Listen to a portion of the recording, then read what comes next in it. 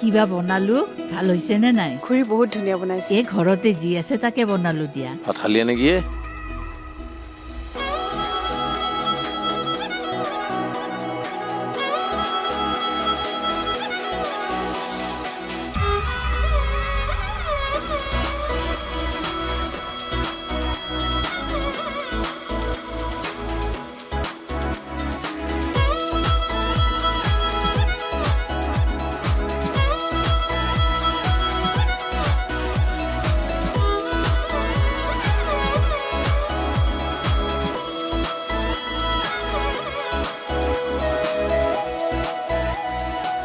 তোৰ ভাতটো বাৰু খাই ল।